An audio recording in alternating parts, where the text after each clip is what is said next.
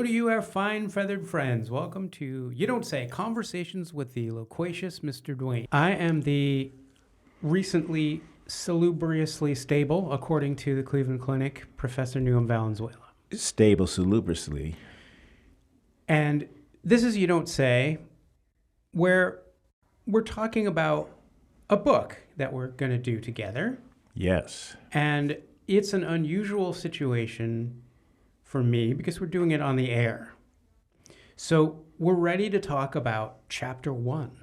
I'm thinking that, I don't know if we'll title it this, but a good term for a chapter 1 for us is something I think of as the operative word. I used to have a radio show in LA called The Operative Word, and it was a pun because I'd had an operation on my brain in the language expression part.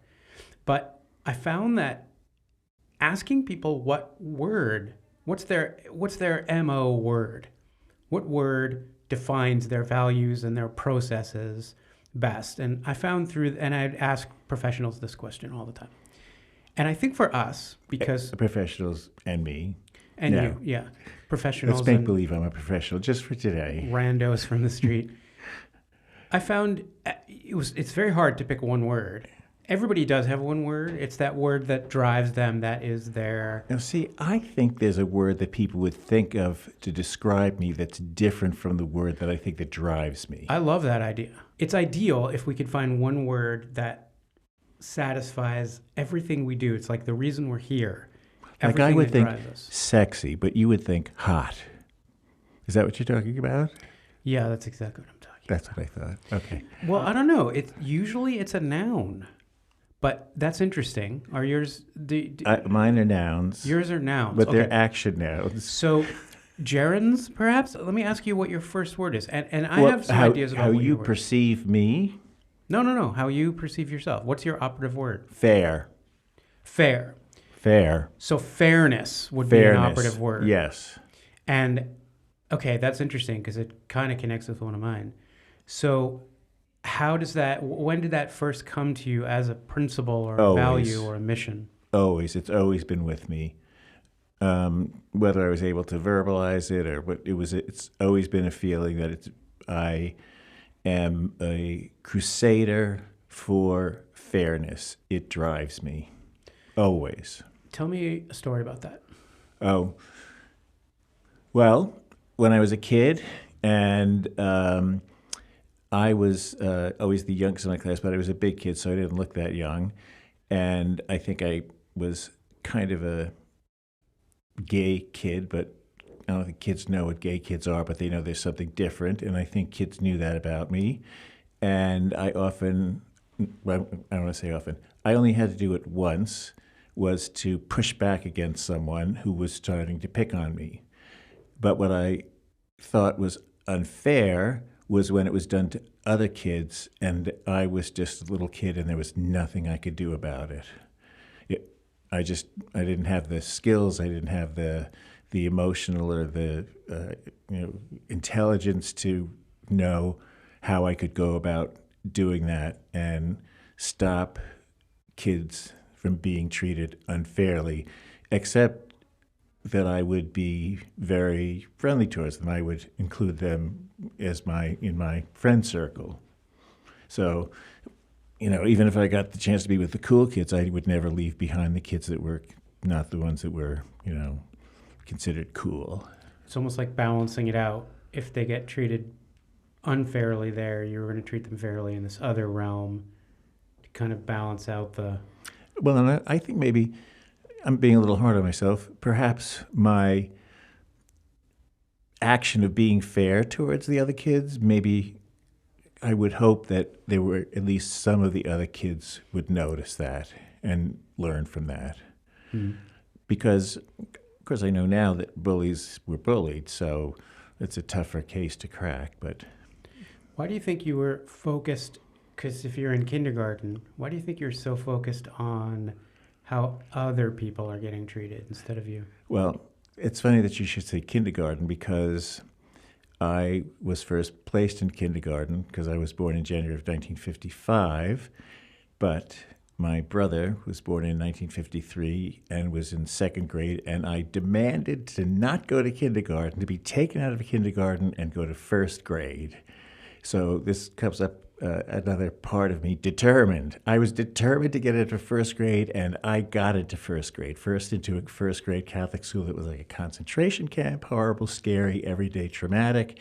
And then I got into a more, a kinder, not completely gentler Catholic school with nuns that didn't slap everyone around unfairly all the time, which was the first one. Terrorizing. Anyway. What tools did you employ to demand that you got into first grade instead of kindergarten? I mean, well, you've met me.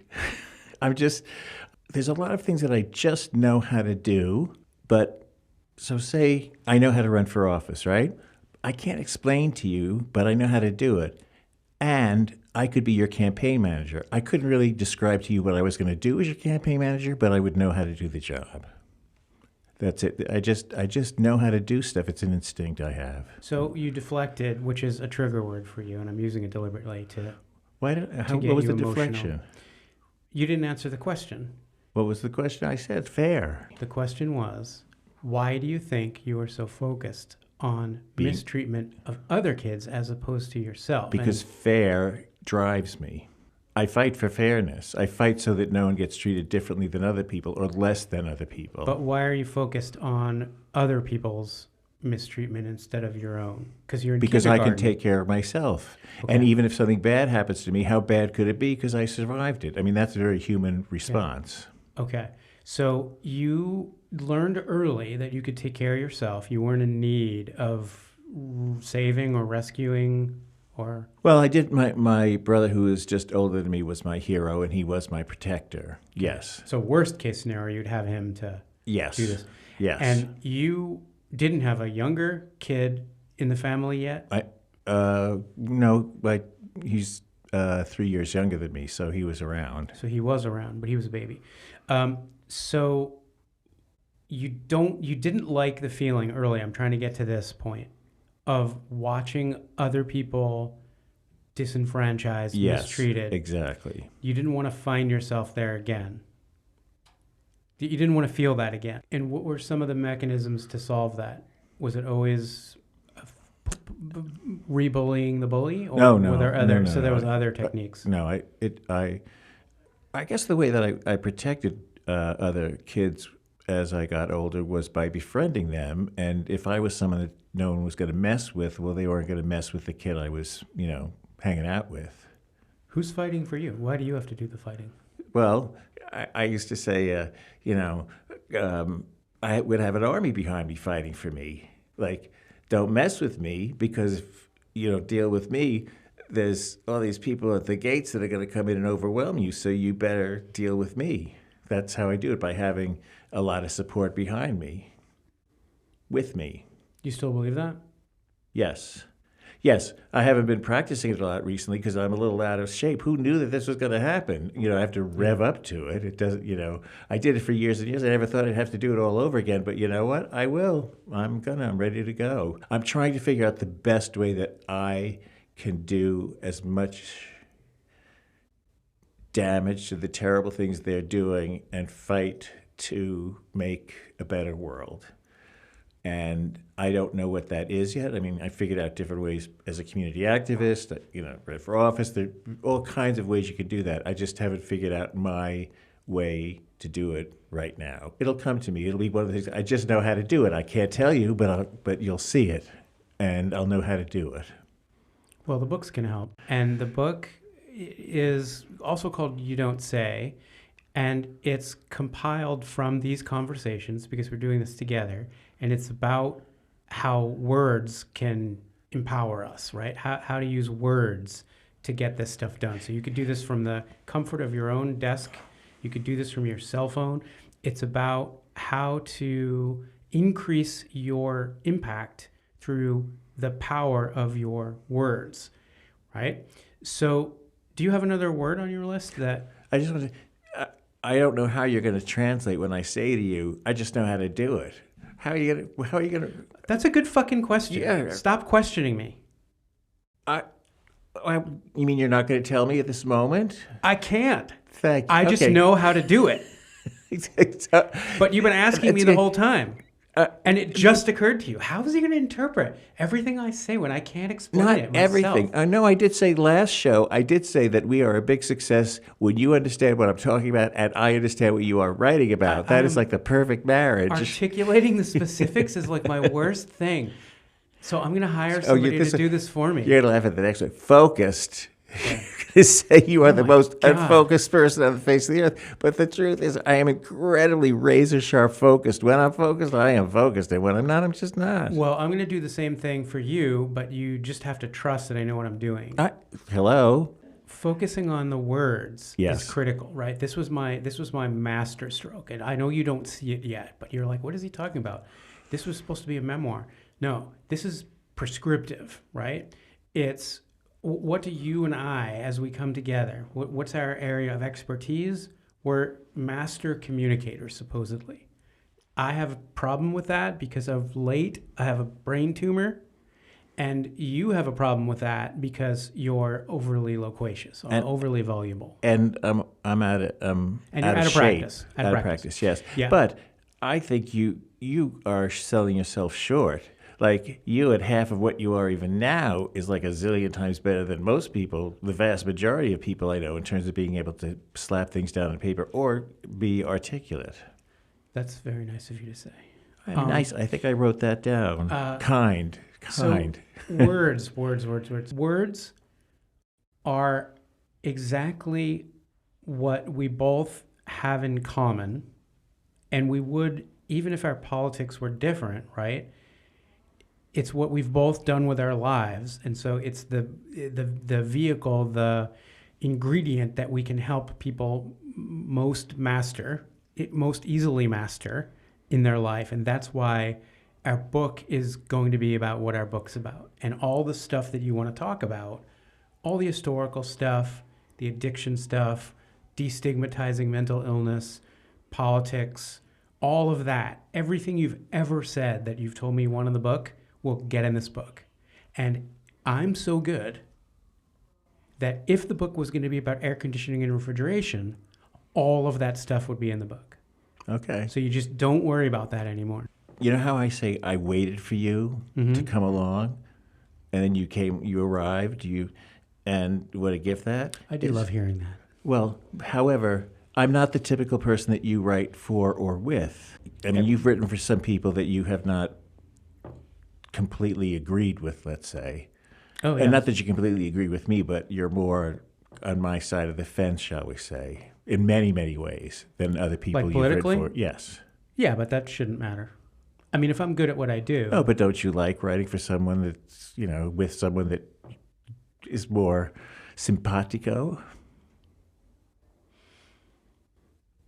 There are benefits to that, yeah. I mean, me or Liz Cheney? Yeah. Hello. I think. I mean, I like Liz Cheney, I guess. I never wrote a book for her, but I did write. I interviewed her mother. Oh.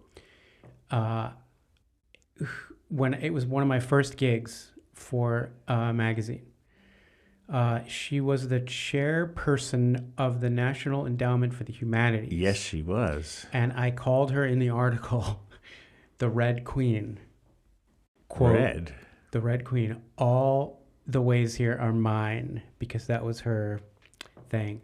And I was friends with her daughter. I was very good friends with Mary Cheney as we Did you went drink through Coors college. beer? We're here, we're queer, we don't drink Coors beer? Way before that. She was a good friend from college. And Dick Wait. Cheney, Dick Cheney was He never shot you. the sitting Secretary of Defense. This was in the late 80s, early 90s when we went to war after Iraq attacked Kuwait. Which I was opposed to. I was of an age where people were legit worried about the draft, and in a town like Colorado Springs, which is a very military town, it was scary. And we were specifically told, you're not going to be able to claim that you're gay and get out of the military. If there's a draft now, everybody's going to go. So we were really worried. And he came, Dick, to be our commencement speaker. And we decided as a protest that we would everybody who was objecting to him would stand and turn the other direction while he was talking, which is a super obnoxious, very passive aggressive thing to do, but we did. And we were in reverse alphabetical order. I was an N and Mary Cheney was a C, so I was looking right at her. To her credit, to both of their credits, her dad came to my graduation party. He never had an issue with me or her or anything. I mean, whether that's hypocritical or not is a whole other question, but on a personal level, he was always good to me. I would say Yeah. no. Dick Cheney's someone I could deal with because he has beliefs. He doesn't just do it for the politics of it. He doesn't just do stuff to get elected or be popular. He did stuff because that I can deal with, and we can work together and we can figure something out. And the same thing is true if I worked with her daughter in politics. Yeah. Now, but when Liz Cheney said that she did not believe in gay marriage, who the hell would believe that in Wyoming? I mean, her sister's a lesbian. No one, and even her mother, by the way, I heard interviewed by Terry Gross. I'm sure your interview with her was better, but it's hers. She said, gay marriage, and Liz Cheney kept saying, it's states' rights, states' rights. And she kept pushing her and pushing her. She said, states' rights, states' rights. She would not go any further than that, to believe that it was a basic civil right for everyone. But good for her. She at least got to the states' rights, and Mary should be able to, get married. But the sister, no, not so much. And I don't think anybody believed it. And of course, she ended up not running for the Senate. She ran for the House, and, the rest is history. And the sisters eventually reconciled. I'm glad to hear that. But we hang out with them? She is I do hang out with her. I want to hang out with her. Oh, you want to hang out with her? Yeah. I love Mary, and I was friends with her and her girlfriend at the time through college. And when they broke up, a lot of people had to take sides. Oh, I hate that. Yeah, and I wound up, not taking a side, but it affects the. I don't know why people do that. By the way, I think that's unfair to make people decide to take sides. That's wrong. And they both now, Tracy and Mary, have long-term spouses and kids and everything. So. Did they get along now? Yes. Good. See? Yeah, they do. How dumb of them to be. So is fairness a quality that you consider when you're judging people? Like, take the Cheneys. Even if you don't agree with them, if they're fair, yes, then they're kind of in an okay I can category. Deal with that. Okay. We can work together. Okay. One of your words, fairness, is very similar to one of my words, one of my three. And I think you know what the word is. It's justice. I feel, but it's justice as fairness. So in a way, we have that value in common. Yes, it's a marriage. Yeah, it's a marriage. And all my words connect, but they connect on this sense of justice. The problem is there is no justice, right? Because the world isn't fair. But what we can control can be fair if we do it. If we're smart about it, and like you and I have talked about over meals and stuff, if you took any random person from the phone book. Oh, I miss phone books, but go ahead. And put them in the government, they would do a better job than this asshole. Oh my God, yes, yeah. Please. Because kidding? They'd be trying to do well. Yes, they would be doing their best, because that's what most people want to do. These people are doing their best to do their worst. Right, but they don't know that. They think that they're standing up for the underdog, but they don't understand that they're in positions of privilege. Look who's making the decisions. Elon Musk. No, I think he knows he's a dirtbag, frankly. Well, when you say, white people can come here from South Africa, but not black people, just by the very definition. But here's a complicated justice issue for me, because it's like I feel like because I've been treated so unjustly, recognizing my privilege. No matter what, even though I'm gay and Jewish, I'm still white and educated and a man. So I don't have the same problems that other people have. But I think that I've been treated very unjustly. And whenever I've sought it through proper channels, I get denied. Justice is denied every time, like especially with the law. When you speak or when you write? Just in my life. No, I think there's a difference. If you write a letter demanding something, a service of some kind, do you do better that way than doing it on the phone? when I'm on the phone, I start off incredibly patient and kind, and as I use concessions, I understand where the person's coming from, but at some point when it is so ineffectual and so incompetent, I get so angry because first of all, don't make people feel helpless. People drive across country and myrtleize everybody in your office for that, right?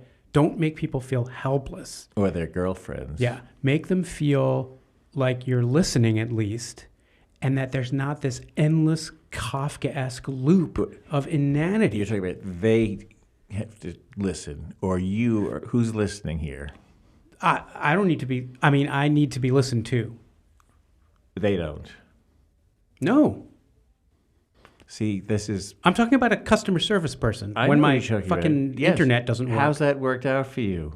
I think that when you and I have been in this situation before with customer service people especially, I think that you get taken advantage of all the time. Never. That's okay for you? Never. Like I've seen people at hotels mistreat you. I've seen people at theaters mistreat you. Never. I've seen you... Well, that's the difference. Well, I mean, maybe... I'm not willing to accept that. Well, maybe what you think is mistreatment is not something that feels mistreatful to me. You may be, I don't know, more sensitive to some things than I am. Well, I know when I'm being mistreated. Do you, though? Yes. Yes. Please. Be the only fucking gay person in every legislative body you've ever been. Have HIV and have people not want to shake your hand. Yes. Yes.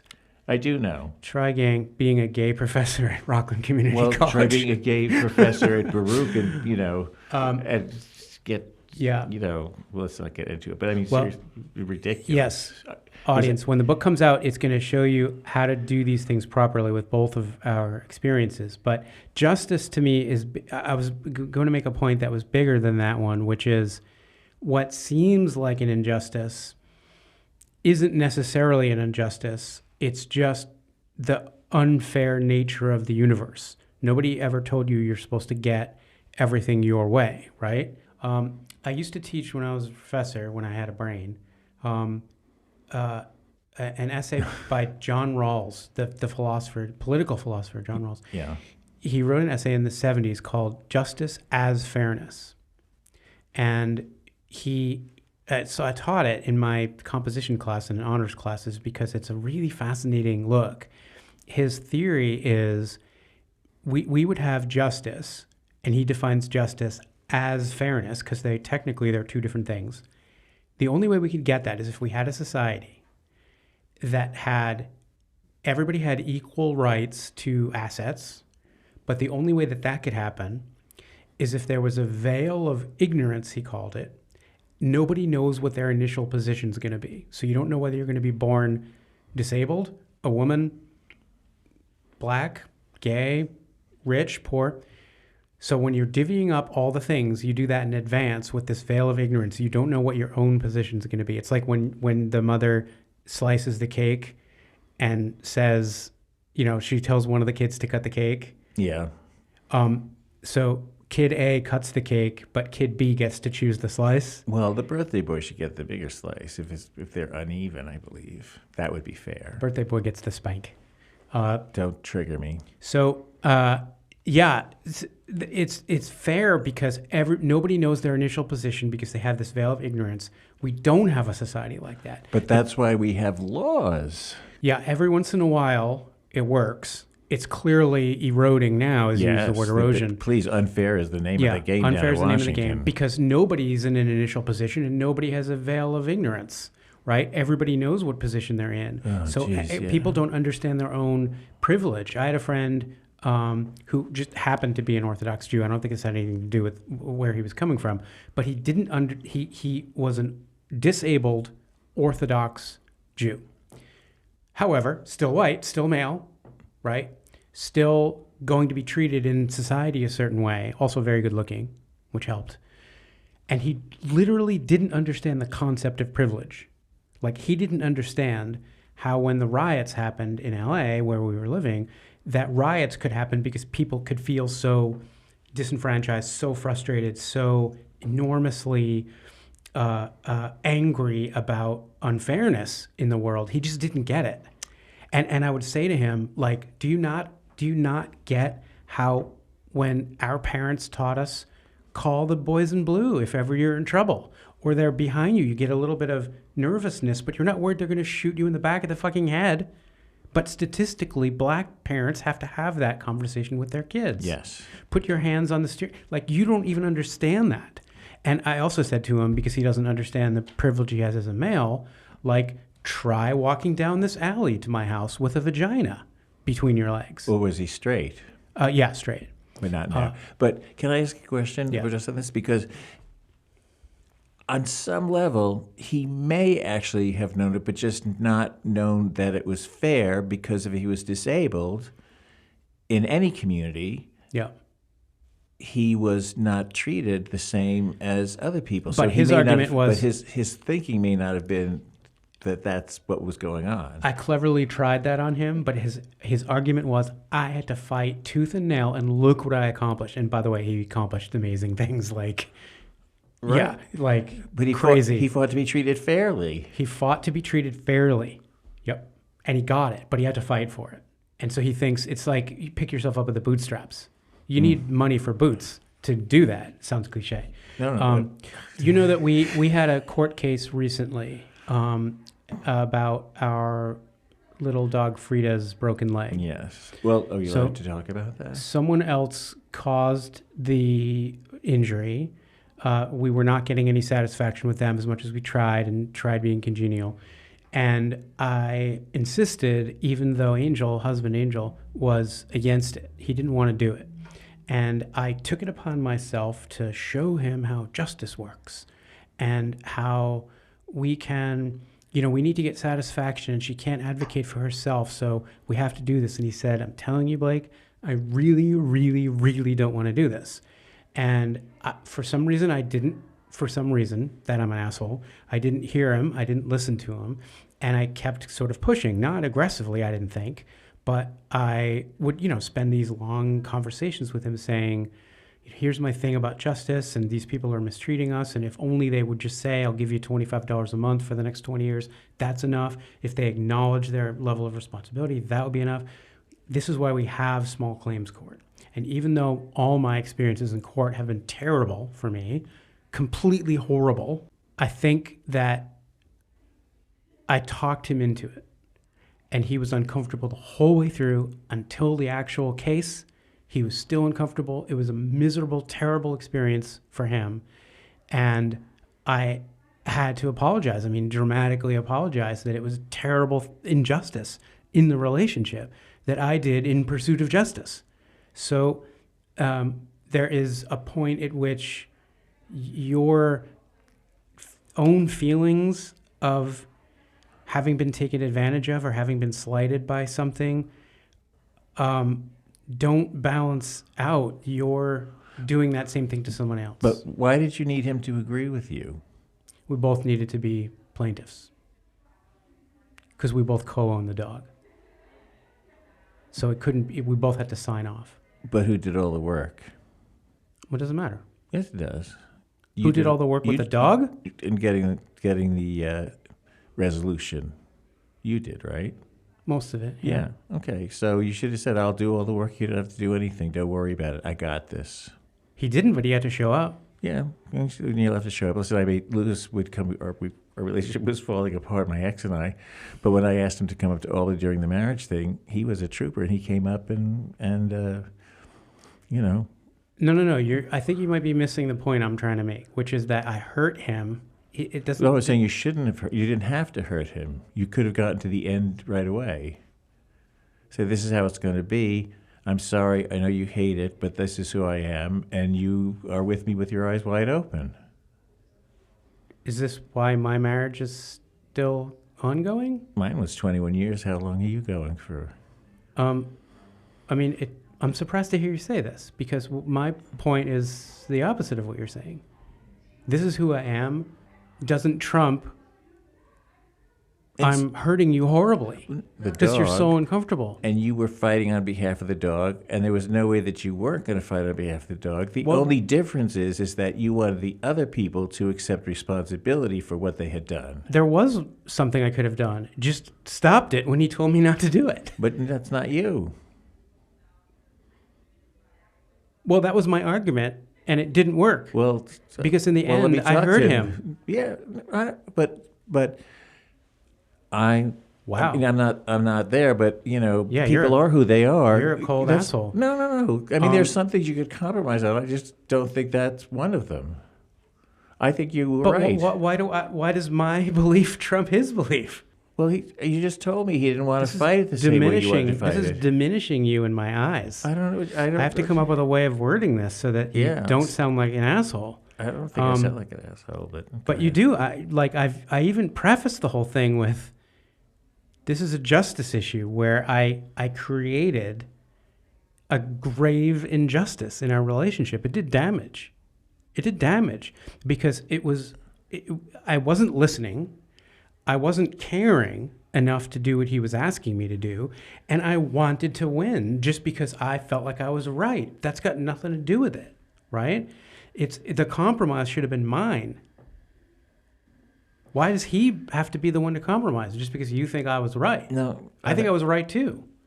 But the right in that issue doesn't matter. It's what's important for the relationship. Like the love thing, that was unjust to do to him. And he said he worried, and the reason why he got taken over the edge and willing to do it was because he was afraid I would resent him if I didn't do it. I mean, you are who you are. But he is who he is also. Yes, but so why do I get precedence? Well, because I happen to agree with you that you deserve to get justice. Okay. And it wasn't that important. Like, it's not the thing that apparently, people are different. But whether he knew it or not, you were fighting on his behalf too. I mean, I argued that, but now I feel really bad about making that argument because, so what? Doesn't matter. He didn't want to do it. It made him uncomfortable. But it all worked out well, right? In fact, great. It depends upon... I can't talk about it, but it worked out really, really, really, really, really well. It depends, because something happened in court. We'll talk about it when we're allowed. And no one knew that that's what was going to happen. It wound up triggering him in ways that... But also, it was a great experience. Oh, my God. Wow. I mean, so I can put myself in Angel's shoes 100%. And... You haven't so far. No, how do you know? Because of what you're arguing. How do you know what's in my head? Because you're arguing. You don't think that people have done stuff that I didn't think they should do? Okay, let's talk about it. All the time. Like what? Tactics on getting legislation passed. Huge. Like my what? life. Let me count the ways. Let's count some. All right, I wanted to get gender into Sonda, and I lost that. You need to back up and explain to people what you mean. When the state was passing a non-discrimination law, I strongly believed, well, the Senate, controlled by Republicans, was holding it up. The Assembly passed a bill over and over again that did not include gender, protection based on gender identity expression. The legislation I introduced in the Senate included gender identity expression. That was not the bill that ultimately came to the floor. I thought that is the bill that should have gone to the floor.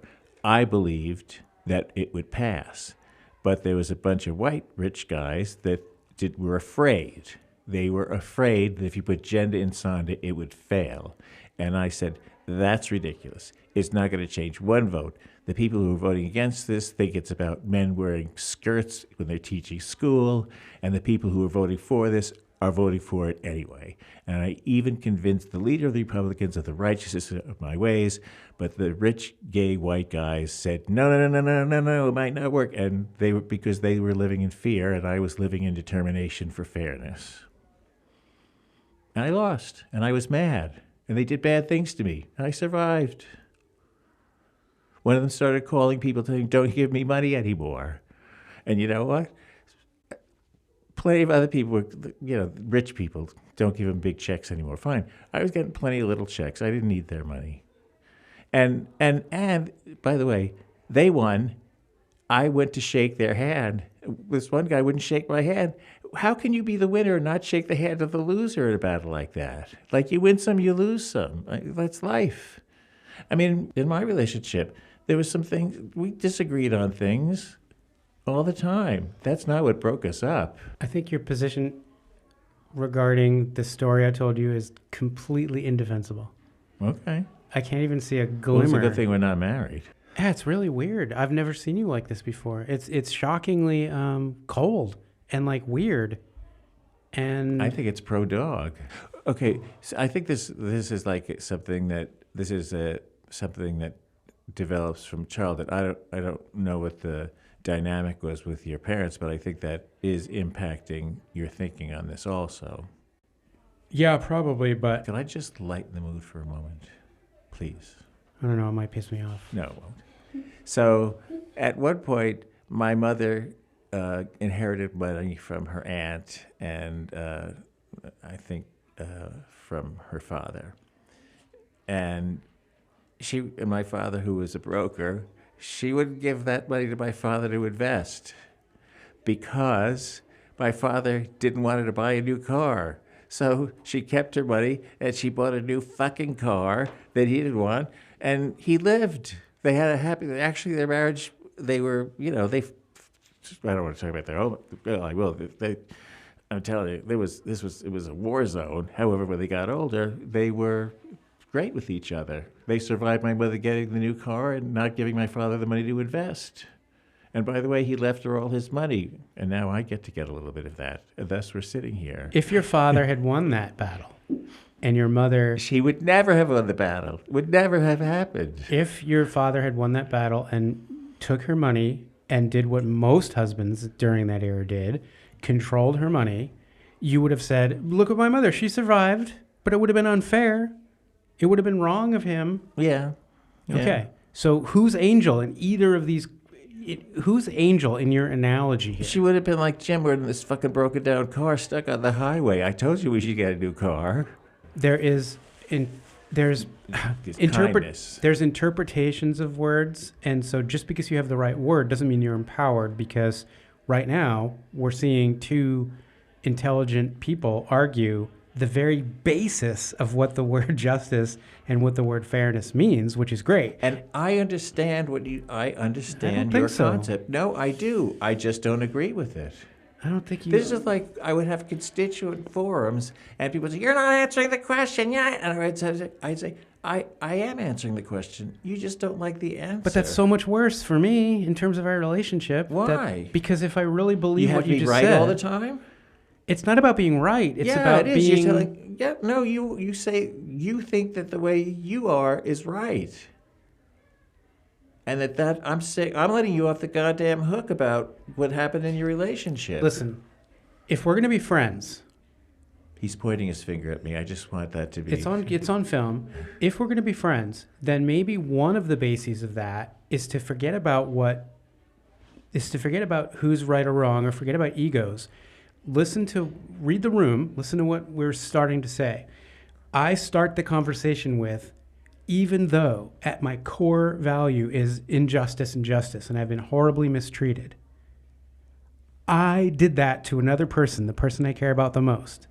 And I feel like I created an injustice in the world, which is a horrible thing to live with, that I had to apologize for. Start with that fucking basis for your response. Okay. It's not you were right or wrong. It's, oh my God, I'm so sorry you've gone through that. No, and I feel badly that you felt so badly about it. That's the first time you said that. Well, that's how I feel. I can't fix it, though. That is something I cannot fix. That's you. I can't fix that. Of course I feel badly. I don't want you to feel bad. I don't know about that. I think that... No, I mean, it goes without saying. Hello, have you met me? Of course I don't want you to feel badly. It goes without saying? I said I didn't think that I'm sorry you felt badly, and I was figuring out a way that you don't want to take, which is fine, of how it is that you don't have to feel that way. That's what white men do for each other. We save each other from having to feel bad about shit. No, that's not true. I make people feel badly about things all the time. Are you kidding? I know how to do it better than anybody. I'm really good at it. That is an amazing No, wrap but up. I do feel badly. But like, I don't want you to feel badly. And I knew that it was like it went without. You said you felt terrible. It went against your core values. I heard you say all that. You Don't Say is the name of our show, and maybe it should be called It Doesn't Go Without Saying. You have to say this shit. But you kept saying I didn't hear it. I said, I do hear what you're saying. I said that 100 times. I said, I do understand what you're saying. I don't know. Oh, my God. I'm not, you know what? I have to think about how to know. I how know to a guy, you should meet this guy, Angel, and marry him. how to word this in the book so that you don't come across as a complete dick. Listen, I'll think of something. Because I am a fucking saint compared to some of the other people you've written for. It should be easy. Oh, that is true. That's true. Yeah, I love you. I care about you. This relationship I'm tough. matters. You're tough. I mean, we're tough. I think it was a worthwhile discussion about how words don't necessarily mean what you think they mean, and that different people, when they're having the same conversation, who are similar in lots of ways, can misunderstand each other. Even using a simple word like fair. I hate texting. That's why I hate texting. A word that you learn when you're in kindergarten. Fairness. Right? Yeah, it's not fair. The first feeling you have. If we both want to change the world in our own ways, we can disagree on what we emphasize. And so I'm sorry that you felt that I glossed over your feelings. And Angels. Well, yes, but I don't have to tell him until the fucking podcast comes out. Then I have to do it. He doesn't know nothing. Unless Sam, you're going to say something to him. If you keep, Listen. Well, thank you guys so much for joining us, our fine feathered friends. We'll see you next week. Anywhere you get your podcasts, you can get You Don't Say, Conversation with a Loquacious Marine. We are produced here by the not so small Sam Small. Love. All kinds of extra benefits we get from our assistants, Neil Connolly and Angel Valenzuela. Appropriate benefits. Yes. See you all next week. Thank you. This has been You Don't Say, Conversations with the Loquacious Mr. Duane, with former Senator Thomas K. Duane and Blake Newhem Valenzuela. Post-production engineering by Next Day Podcast. Hosting and distribution by Buzz Sprout. Music by Notice. Assistant producer Angel Newhem Valenzuela.